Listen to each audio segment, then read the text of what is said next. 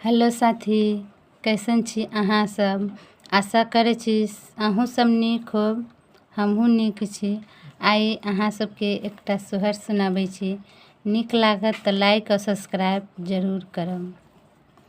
झहरी झहरी मेघ बरसाए बा, दलहरा सीतारे लालना रे देवा की छतदार, देबे आकुला डागा ऋण जाहिया रे।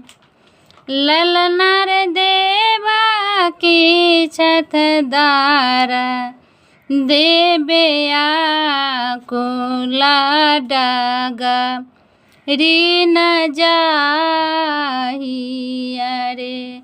गोखुला निकट एक नाग्र की ताहाँ, बासुडागा ऋण रे। ललना रे जाबा जनमला यदुनंदन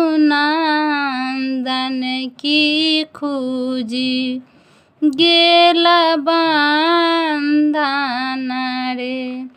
ललना रे जाबा जनमला यदुनंदन की खूजी गेला बंधन रे।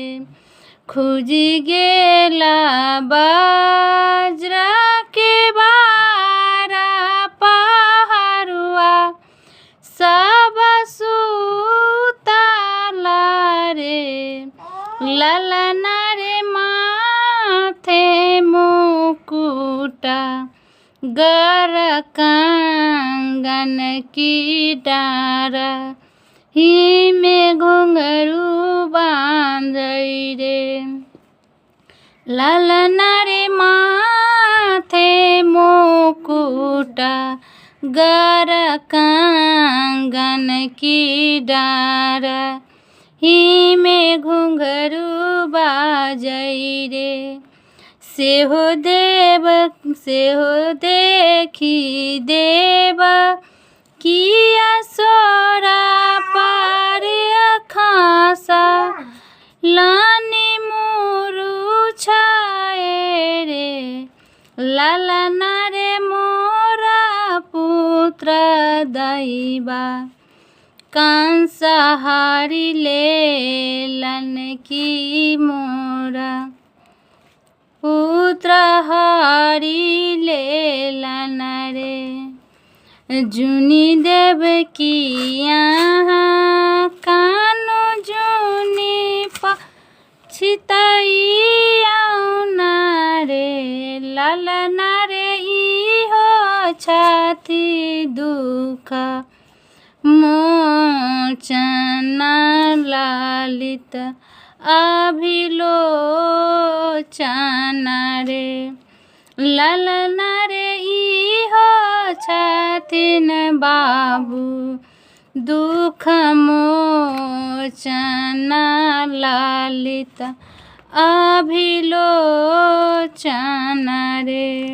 सखी सब सोहर गाओल की सुनाओल रे। ललना रे देवा की के भेला यदुनंदन की पुत्र फल पाउल रे। ललना रे देवा की के भेला यदुनंदन की पुत्र फल पाउल रे। ललना रे भेला बैकुंठ की पुत्र फल पाउल रे। ललना रे देवकी के भेला बैकुंठ की पुत्र फल पाओल रे।